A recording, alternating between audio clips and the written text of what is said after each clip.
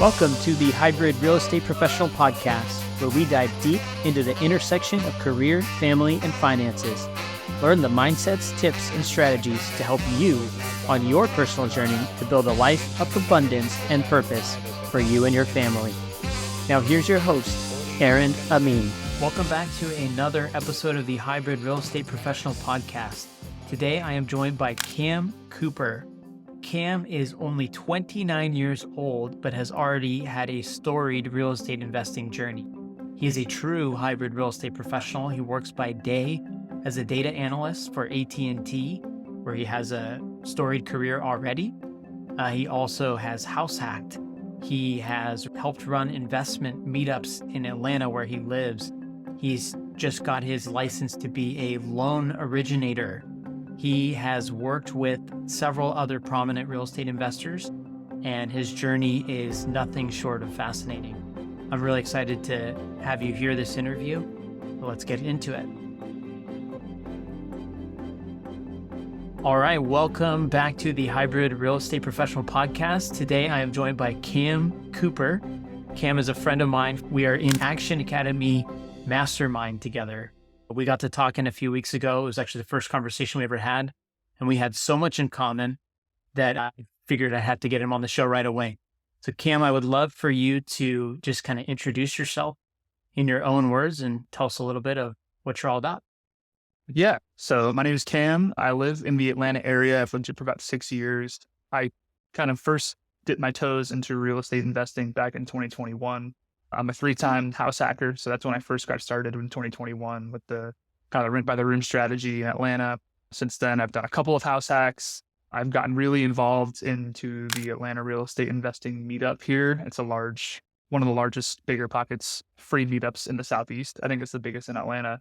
And I've gotten close with a lot of investors in that space.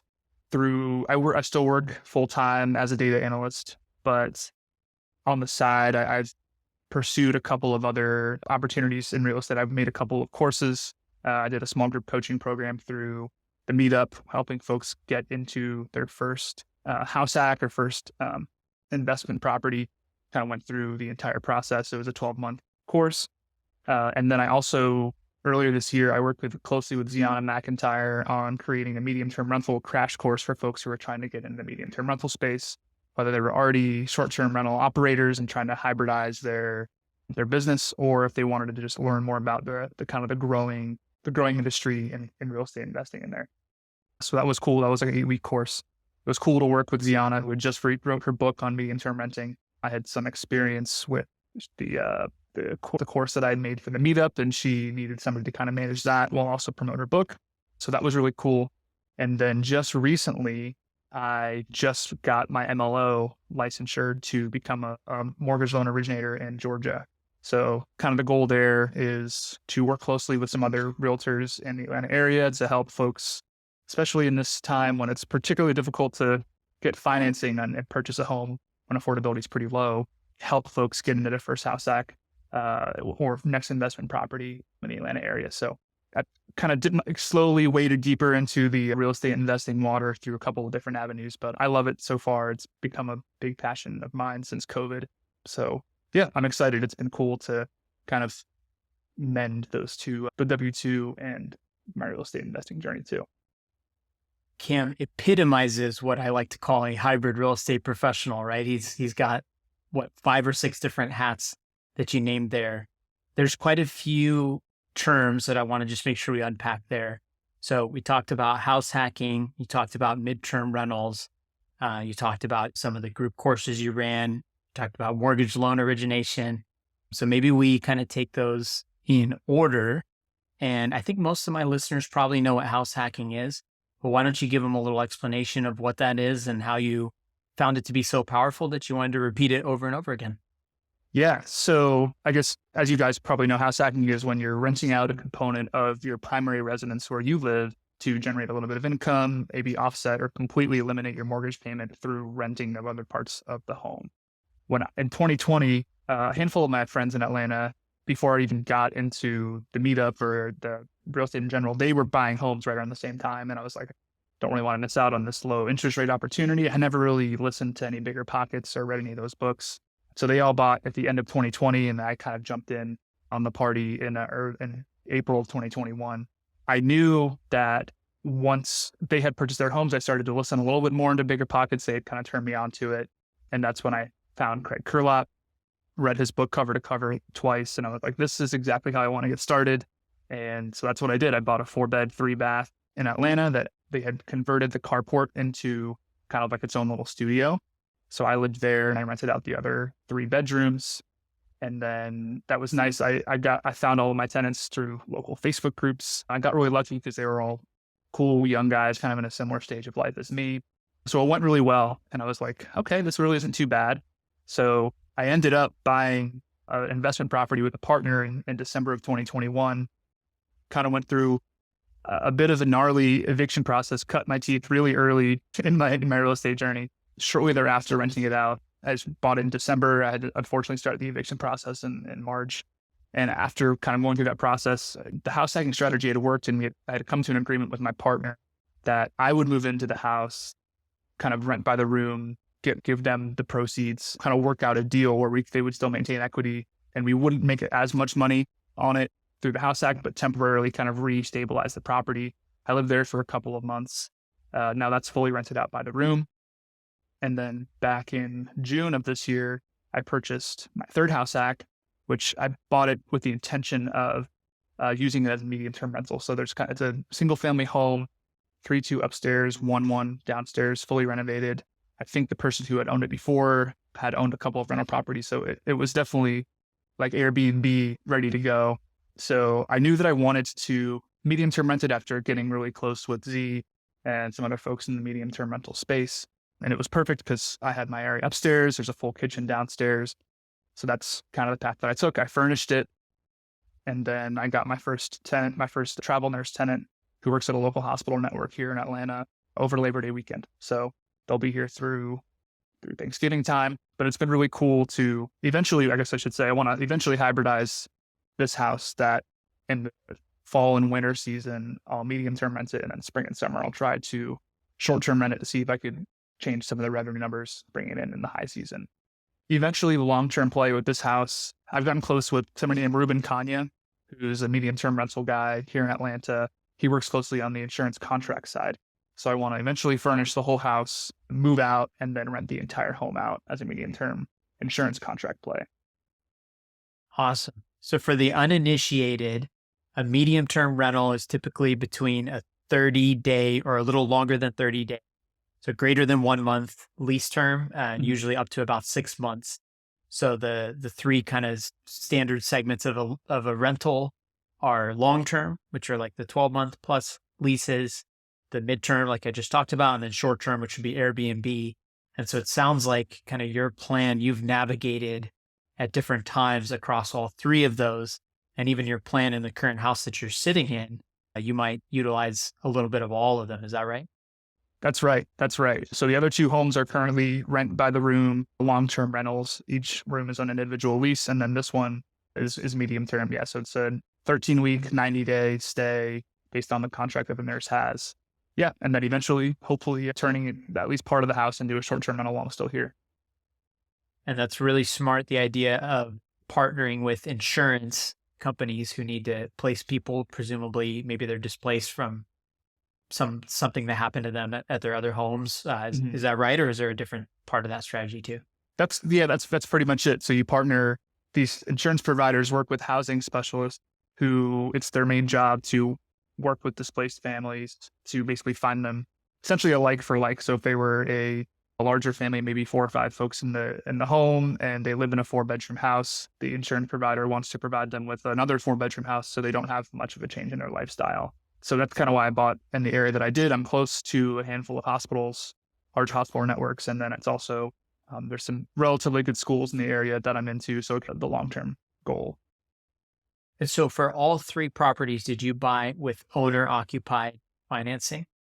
With 2 of them, I did. With the first house hack, and then with this one, I did. With the second one, I bought it with the intention of it being a rental property. So we put 20% down.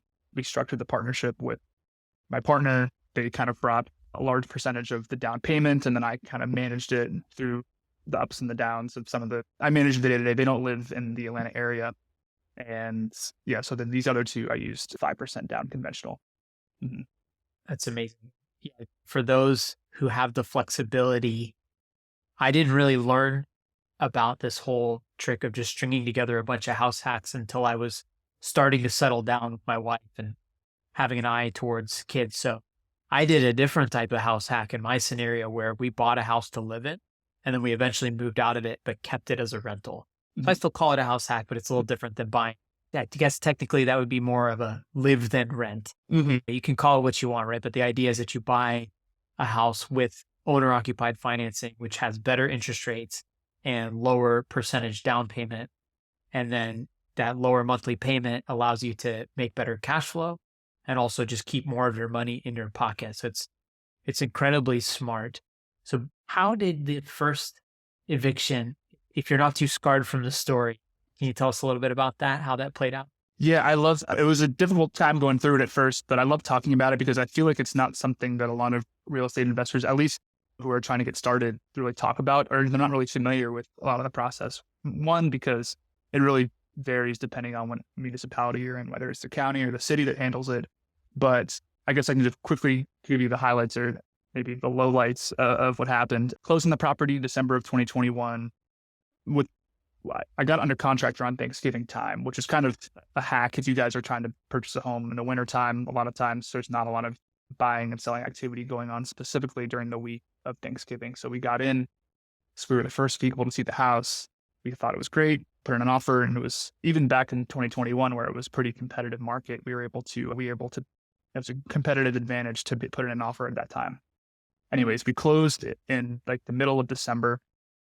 And around that time, I was living here. I was going to go visit my family for Christmas. And I made the mistake of maybe rushing my screening process with the person who I was trying to rent it to. And I kind of probably overlooked a couple of red flags, like she was self-employed. I didn't realize at the time that people sometimes who can be professional tenants might have some falsified documentation. I misread this. And I was like, oh, this is great. She wants to move in. And within a week, I can go back home, have the whole house rented out before I leave. And I thought it was great at first. And then red flags started to pop up. Paid on time in January, paid a little bit late in February. I got a partial payment in March, and then I never got rent after that. So and then unfortunately, I wasn't familiar with the eviction process in the county that I live in. And I wanted to give her the benefit of the doubt as well, because it was my first time. Of course, everyone has a little bit of a story to tell as to why they can't pay their rent. And so I didn't actually end up filing the eviction until May, because of I think she was kind of tugging on the heartstrings a little bit. I wish that I would have done it immediately and just kind of moved that process along, because I just didn't know this person. And what ended up happening was I had found out later that she wasn't the person that she says that she was. There was a different name, different W-2, different social security number.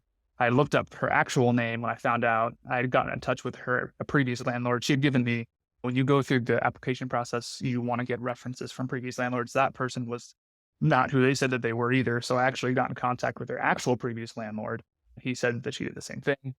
And then I looked her up on the county court of records, and I'd found out that she'd been evicted a handful of times since 2017, which is, if I had known, then I obviously would not have gone through with that tenant. But unfortunately, it was also in the beginning of 2022 when there wasn't an eviction moratorium in the city of Atlanta, but there was a lot of backed up eviction cases. So we filed the eviction in May, and we didn't actually go to court until July, and then we didn't actually get her out of the house till October.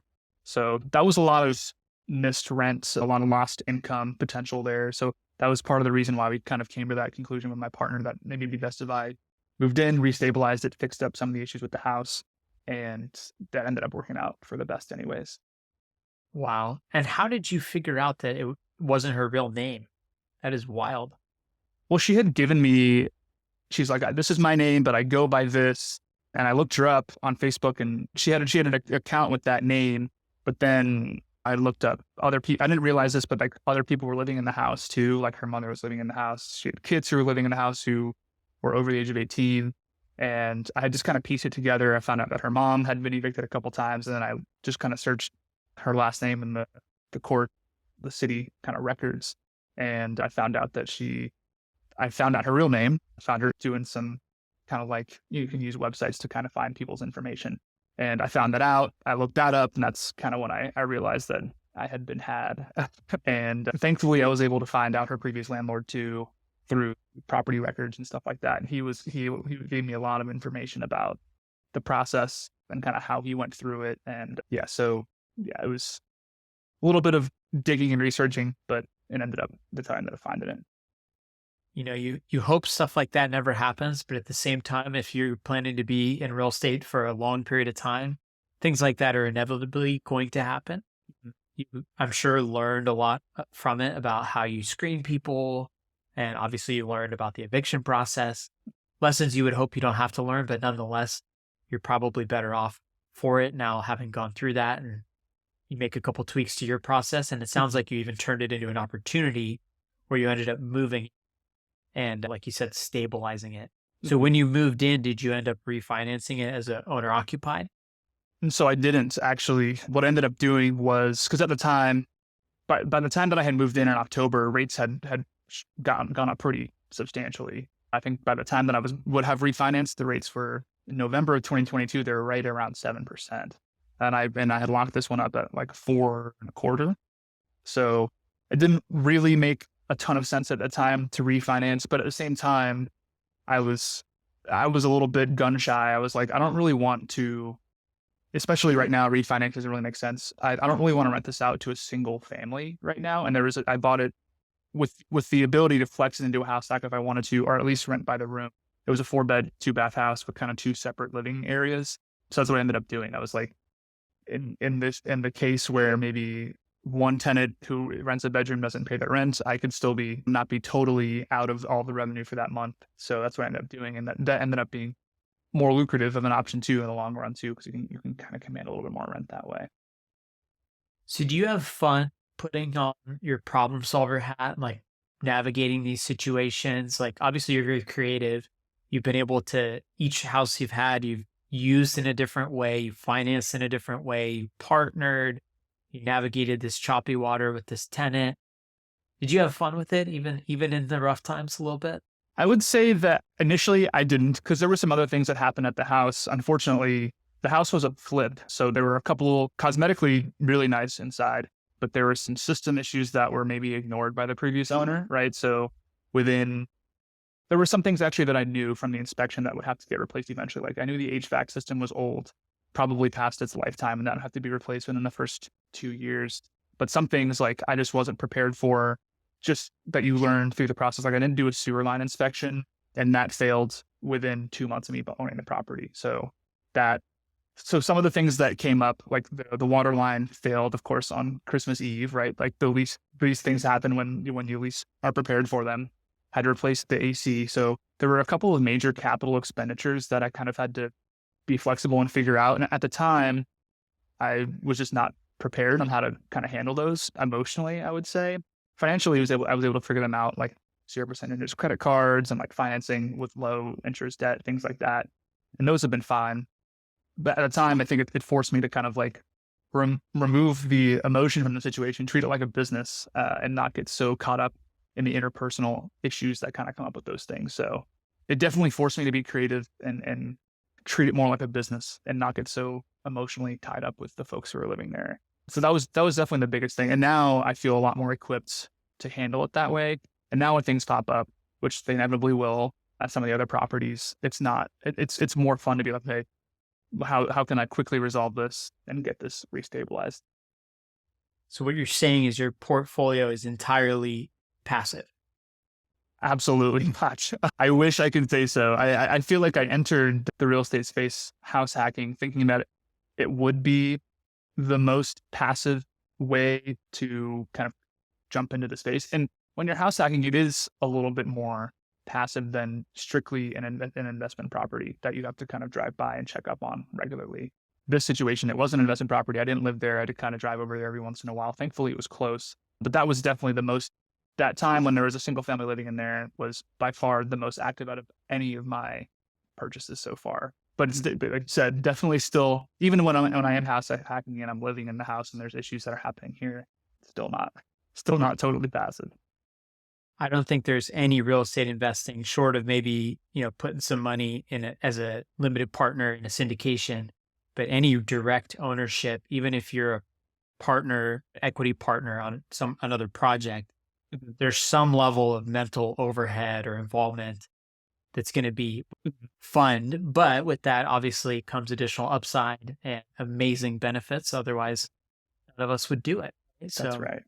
So I know a couple of things I want to dig into. So you've been extremely active in the local community there with real estate meetups, which presumably is how you opened up some of those partnerships with people like Ziona. And by the way, I don't think we did a formal plug for Ziona. Ziona McIntyre wrote a book called 30-Day Stay, which is all about midterm rentals. There's your free plug. Ziona, you're welcome. It's a great book, and it talks all about how to execute that midterm rental strategy, which is very popular. Anyway, the real estate meetups, and how did you it's not only that you attended them, but you actually made yourself kind of a central figure within the meetups. It turned into coaching, it turned into partnerships. Talk us through that journey a bit. Yeah. So shortly after I bought the first house hack, I was just scrolling through Facebook one day. I saw an ad for the meetup, which happens at, it kind of hops around the city now, but happened at a local bar that everyone was familiar with, very social place. And I got to know the real estate agent there who ran the meetup. His name is Vince Crane. I'll give him a plug too. And we had just over time just kind of we were kind of in a similar state of life too. We just talk. He would call me once a quarter as part of his lead generation process. And I was just, at the time, I still am very much this way, but at the time I had just gotten started, I was like, I'm very gung-ho. I'm like, I want a house hack. I want to buy a house every year for the next 5 years. And I think he kind of attached that energy, and he's like, wow, you're like, a lot of people, I mean, the retention rate at the meetup, I would say, is probably about 50%. So every meetup, only half the folks who came to the last meetup are still there. And I was very much a regular attendee. I talked to the main guy, Vince, pretty frequently. I think he just liked that energy. That wasn't very common. A lot of the folks who are at the meetup are maybe older, seasoned investors who have a large portfolio, and they come by every once in a while to maybe connect with other older investors. I was a young guy, kind of ready to jump in. So that really helped. That energy really helps. And that gave me an opportunity to partner with him. He says, I kind of want to find another way to have this meetup generate some income. So that's when we started the coaching program, because there is a large component of the meetup that is older investors who have large portfolios, who have kind of been there, done that. But there's also a lot of folks at the time in 2021 who were like, man, this real estate investment avenue, it could be pretty lucrative. So there's a lot of folks who were trying to get started as well. So we wanted to take advantage of that audience and help folks get started. And so that's kind of how we came up with the idea of this, similar to the Action Academy mastermind, but maybe for folks who are a little more brand new, and talked about mindset, talked about the process for buying a home, talked about different investment strategies if you're not able to house hack, things like that. Very cool. So what was the program? So you met people at the meetup, and then they expressed interest to you that, hey, we want something a little deeper, more involved. And then you built out a program to help them get from wherever they were to their next rental. Is that what it was? That's pretty much it. Vince and I had got together a handful of times to kind of create the curriculum, basically. It was a weekly meetup, a weekly virtual and in-person session. And we had kind of gotten together and said, hey, like, I think this could be a really good opportunity. Courses at the time, and still are to this day, were pretty popular in the real estate space. And there wasn't really a mastermind, intimate group outside of the monthly meetups where folks who really wanted to get started but didn't really know how to meet up. So that was kind of the beginning, I guess, the jumping off point of why we decided to do the small group coaching program. And that worked really well. It's so rewarding. I'm sure you probably feel this too. There was like 3 or 4 folks who went from essentially having no knowledge about real estate at all to learning about it, getting into their first rental property or their first house hack over the course of a year, which that was one of the most rewarding things for me to see, because that's what kind of inspires me. That's why I got my MLO license. I was like, I want to see people pursue the path that I'm pursuing and try to help them as much as possible. So that was a really great opportunity to do that. It's a uniquely powerful, and I don't mean powerful in a lustful way. I mean powerful in a meaningful way, when you get to help people go through that transformation. Because I think a lot of people are really interested in real estate, but they're a little intimidated by stories like the one you told, like, oh, what if I get my first house and then the first tenant is a squatter and they trash the place and I get stuck Right. and I get caught in an 8-month long eviction. People, I can kind of jump to the worst scenarios in their mind. And I think it's helpful to have coaching or people who have gone through a few cycles of both good situations and bad situations to try and educate that, hey, like for every problem that occurs, you're not the first one that's gone through it. And there are ways to navigate it and there's ways to mitigate that risk. And so, yeah, having those programs as on ramps for people that are looking to get into it that don't have that experience is really important. And from your local meetup to people who just want to get in, period.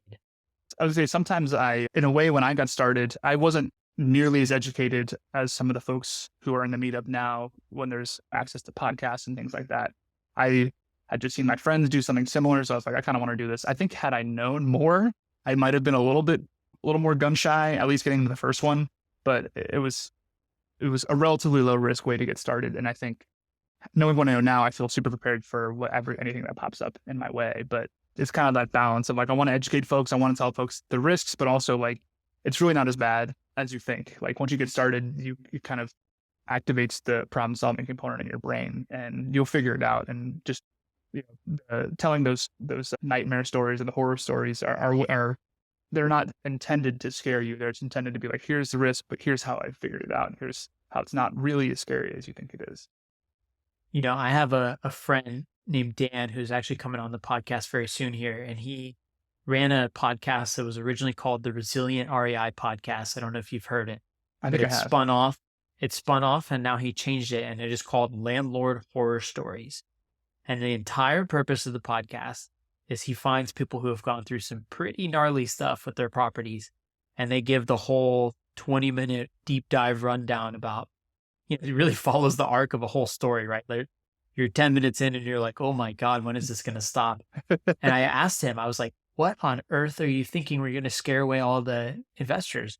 And he said, no. Every single episode ends with encouragement. It shows how these investors got out of these pickles, how they got through not only that situation, but have gone on to do many more great deals, right? And even sometimes in those stories, the deals that they were going through the nightmare with turned out just fine.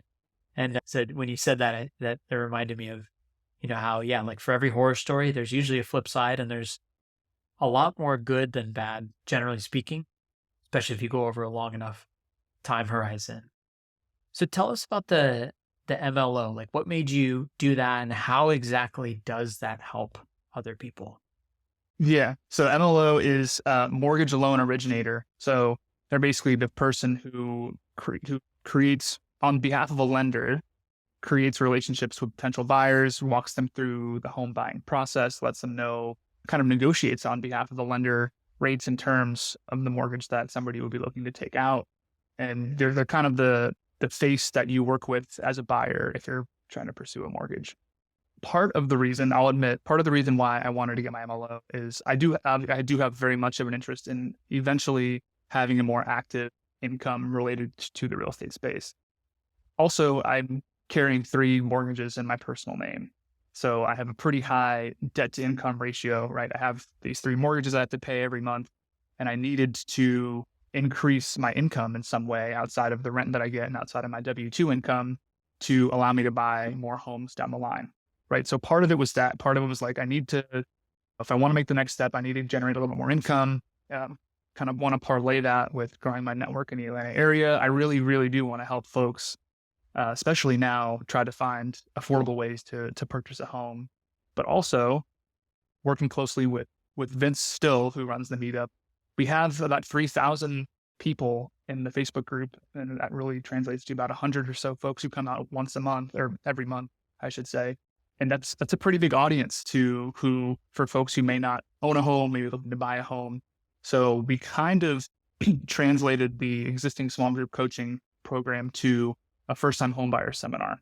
So what I wanted to do with that was work closely with Vince on him kind of being the face of the home buying, the real estate brokerage side, and I can be the person who can answer questions about financing and lending through that seminar. So that's kind of how he pivoted to that. Figured that would be a pretty interesting opportunity to work together on that and take advantage of the massive audience that the meetup has and really providing folks more information on navigating in this particularly difficult time. Very cool.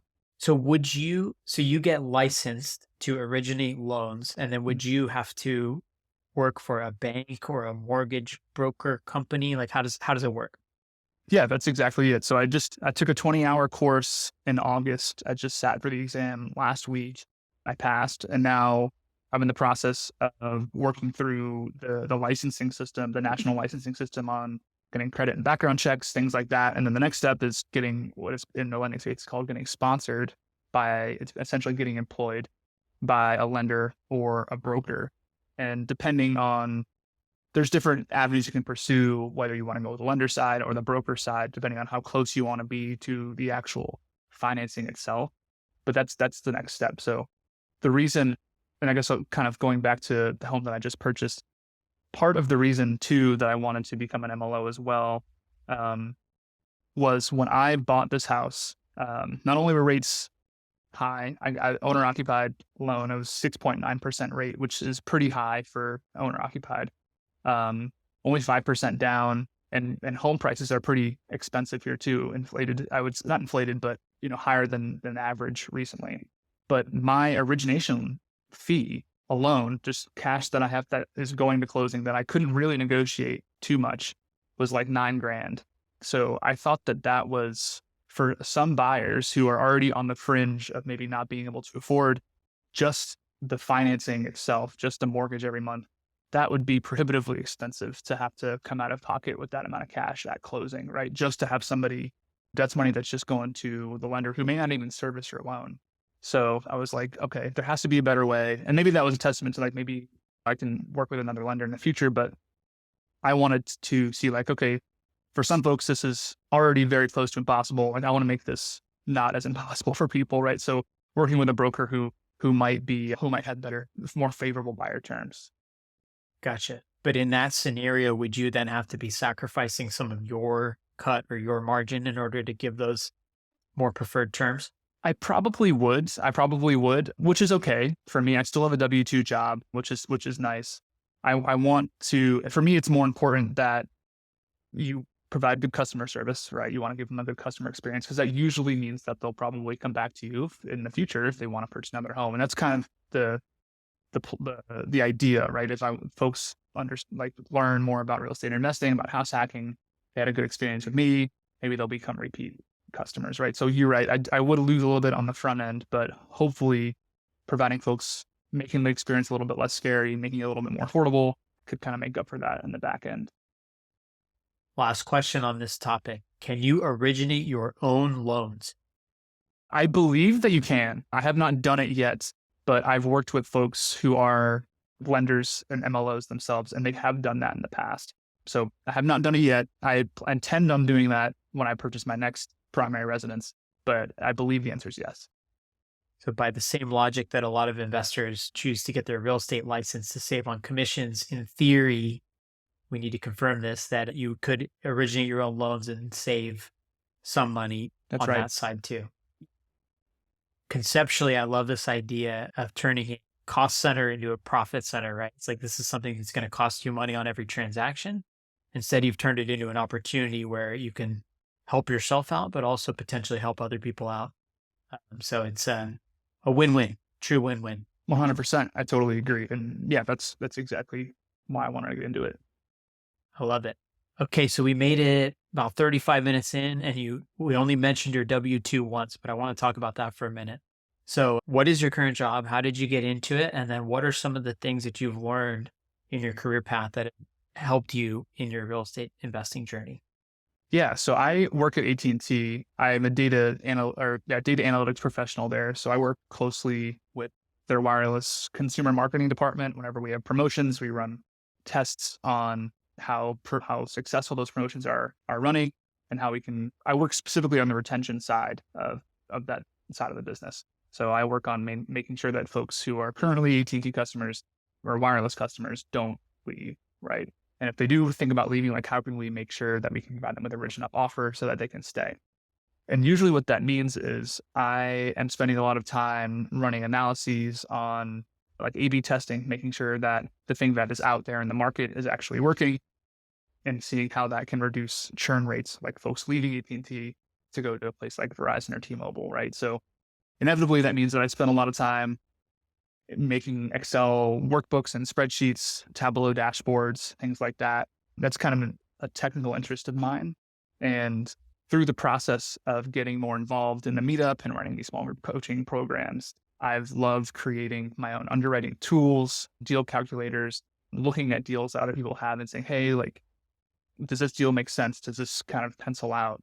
So I definitely use a lot of those technical skills on the real estate side to not only increase my own confidence in the deal that I'm looking at, especially when rates are changing very frequently and rapidly, but also like helping other folks too, being like, hey, this is what I'm seeing in this market. This is the purchase price. This is kind of what I want to do with the property. Here's what I expect rents to be. Here's some of the expenses I expect, and using some of those Excel tools that I've created to help other folks too.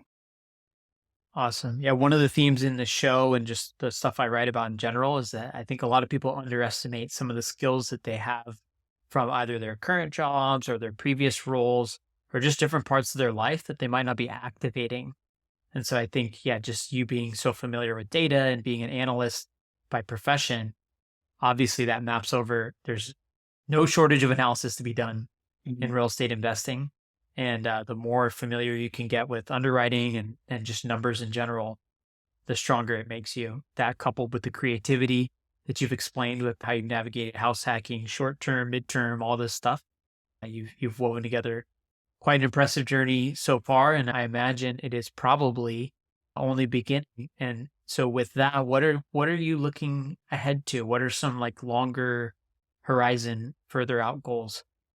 Yeah. Yeah. So through the house hacking process, this has been a really great way to take stepping stones into real estate investing full time. That is definitely an ambition of mine in the future. I think that through what I've experienced, and this might just be the nature of the market right now, I don't know if I'm going to get there to where I want to be when I want to be there just by buying a single family home every once a year for the next 5 years. I'll tread lightly because I know some folks who I work with watch or will eventually watch this, but I do have ambitions of eventually retiring early. I've kind of set an age with, I had an agreement with my dad last summer that I'm currently 29. I would like to be fully retired, or I guess not retired, I shouldn't say that, work optional by the time I'm 36. And I kind of working backwards from there. I have aspirations to kind of accelerate the growth of the income that some of these investments have. So in the future, I definitely would like to get a little bit more involved, like you said, in some of those passive ventures, whether it's syndications or something like that, or being a capital partner for somebody else on another deal. But also, after having worked so closely with the meetup and seeing the revenue that can generate, I definitely have gotten an interest in the buying and selling of small businesses as well. Because unlike real estate in some capacities, the revenue cap that you have for operating a small business is a lot higher. And some people would probably say there is no cap. You could drive costs down and increase revenue theoretically a lot higher than you can with just a single family home. So I definitely I bought these homes with the intention of holding them for a long time and building equity in those. But I think in the future, I want to eventually turn that into ventures in commercial real estate, buying and selling, buying a small business, maybe putting an operator in there. I think ideally what I'd like to do is not only am I familiar with buyers and sellers and investors through the meetup, but I'm also familiar with a lot of contractors and real estate adjacent professionals that I've gotten familiar with through the meetup, right? So sometimes those are landscapers or general contractors or folks who own HVAC businesses or plumbers, right? And I don't know if any folks who watch your stuff or like follow Cody Sanchez, but she is the queen of buying the boring businesses, right? So getting familiar with those people and maybe using some of those relationships to eventually purchase a small business in that space is definitely something that I want to do in the near future. Yeah, single family houses are the gateway drug to bigger, crazier, more complex ventures. And yes, buying a small business is definitely a compelling proposition, although I know that that is very far from passive. Even if you find a great operator, you still got to first you have to find them, which is a challenge in and of itself. You have to have some level of oversight, and you still got to kind of sweat while you install it and Absolutely. watch the system run. But that's no, that's exciting. And I've definitely thought about it. It's funny you mentioned that 36 was your work optional date. I had just turned 34 last week and I put out my vivid vision for everyone to see. And I had 37, my 37th birthday as my work optional date. So sounds like we're similarly aligned. And I actually really think that framing of work optional is much better, at least for me, than fire and retire early and Right. all that. Cause I can't fathom the idea of retiring in my 30s. It doesn't even really sound like something I want to do, to be honest. But one thing I do know is that I want to be available and able to be very present for the first 10 years of my kid's life. My daughter's about to turn 2. I have twins due in a couple months. And I know this next period, this next 10 years is going to be the most close quality time that we're going to have as a family. And so it's almost a shame to be like, oh, I'm going to work really hard until my 40s, but then my kids are growing up and I don't want to be free right when they're leaving. I want to Right. be free sooner. Right. And free to me just means able to be there.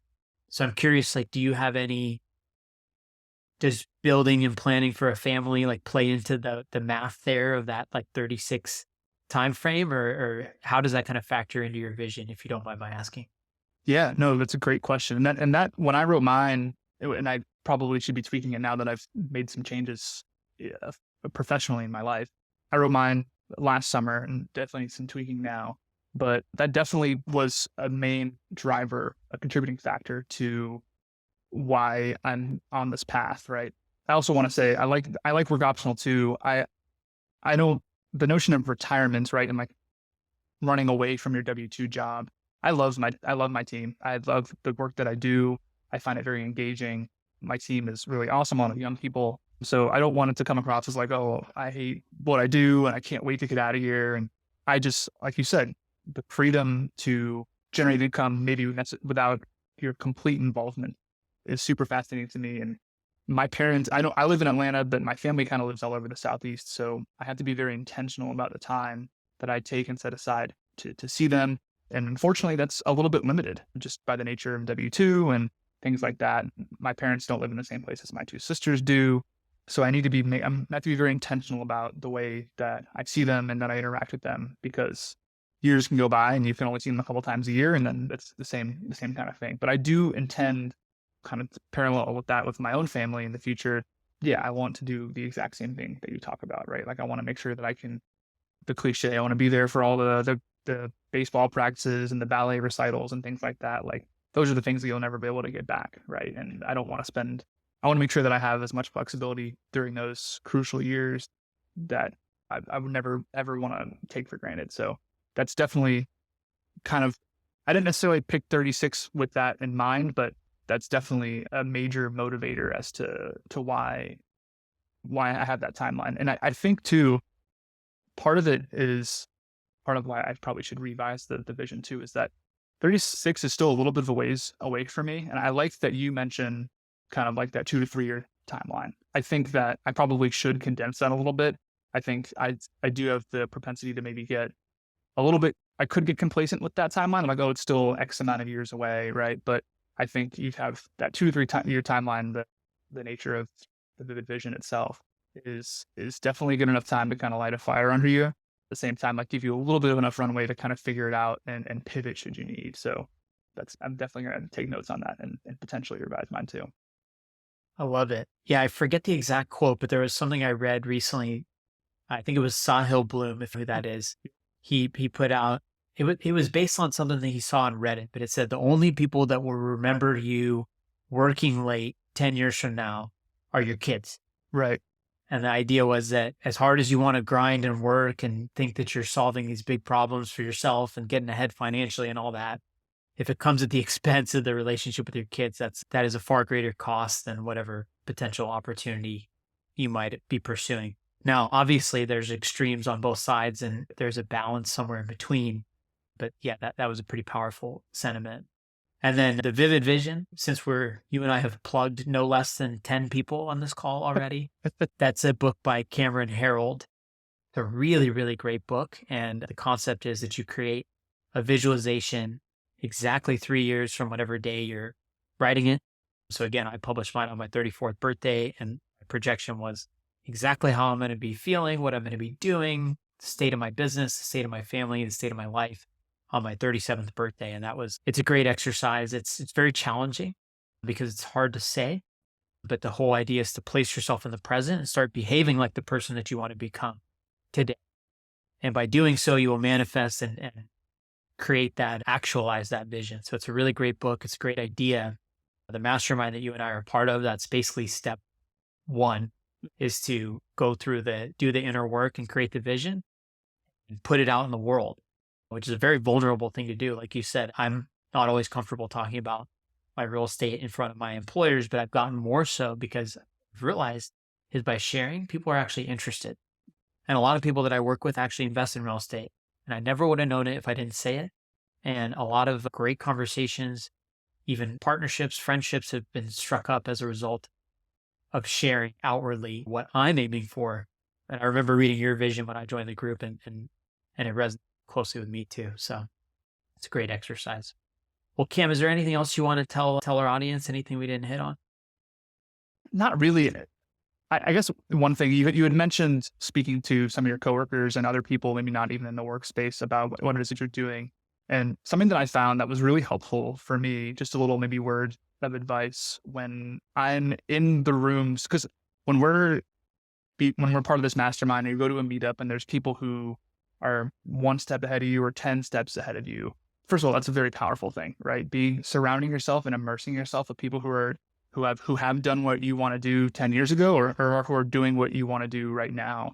I think that immersion is a really, really powerful tool, and it's a relatively low effort thing to do. Like going to a free meetup in your city once a month is really a pretty low effort thing to do, but it's such a multiplicative return vehicle, I would say. Because it not only are you meeting these awesome people, it kind of shifts your mindset. You learn a lot of different things. But what I want to say about that is that, like, something that has been helpful for me is, even if you're brand new, and everyone was brand new at some point, when I'm talking to a lot of folks who have thousands of units or who are living very comfortably and have massive amounts of passive income, I think some people who are new have a propensity to try to be the most interesting person in the room, and I think a lot of people, I've found that something that's been helpful for me is seeking to be the most interested person, because a lot of times, like, that comes back to you. People like to tell their story. And a lot of times, like, that energy and that connection with people, just by showing interest in what it is that they're doing, like I said, is multiplicative in its returns. So that's something that's been really helpful for me. And it's a little bit counterintuitive, but, like, people have so much to offer regardless of where they are in their journey. So even if it's a different perspective on just a little thing that you think one way, that perspective shift, or at least addition to your mindset, can be super, super powerful. So that's just what I've told folks in the past, of, like, when you go to these places, don't be overwhelmed. The best thing you can do is listen and ask questions. And that's been very, very helpful for folks and other folks who I've worked closely with who are now well on their way to financial independence. 100%. Yeah. Don't underestimate the generosity of people who are a little bit further down the path. I know I've learned a lot from every person I've ever coached, and I learn a lot from all the conversations I have with new investors. And so I think sometimes people discount the fact that they're actually giving value too by engaging and talking to people who are ahead of them, who really enjoy giving back. And the best thing those new investors can do is, a few years down the road, when they have some experience, turn around and do the same thing, give it back, and we'll keep the chain going. That's the way to be. And a lot of times folks, especially folks who have W-2 jobs, like you mentioned earlier in the conversation, regardless of where you are in your journey, especially if you have a W-2 job, you have a lot of potential value you can bring to folks, even if you're not currently investing in anything. I've seen a lot of situations where there's an investor who's looking to expand their online presence, and there's somebody who works in web development that has never purchased a home, right? And that's a mutually beneficial relationship that could happen there, right? You can learn a lot from this person. and you could also provide some value to them too. So I think applying some of those technical or professional skills in the investment space can be really valuable for folks who are much further down the line, more so than you would think. 100%. Yeah, take it from Cam. Cam's done a great job, not only being brave enough to insert himself into a networking group, but then it turned into so many different levels of opportunities. So that's some great advice to end on. So Cam, where can people find you if they want to connect and get a loan from you or learn about house hacking? Where should they find you? Absolutely. So the best way to find me is on Instagram, and my handle is at camhacksfi. That's one word, CAMHACKSFI. I will keep you guys posted on what lender and broker that I eventually end up getting sponsored by and moving forward with. I would love to answer any questions that you guys have about financing or house hacking in general, or any sort of real estate investing question you have. I can talk shop all day, every day. Shoot me a DM.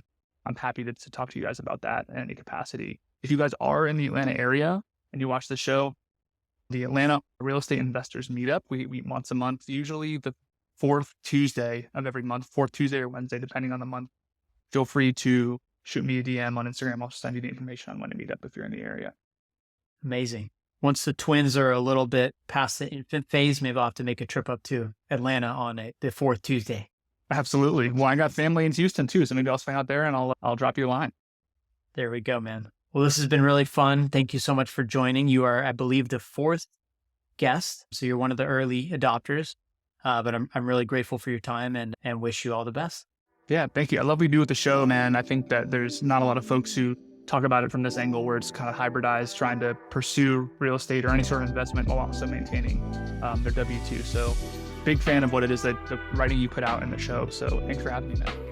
I appreciate it. Cool.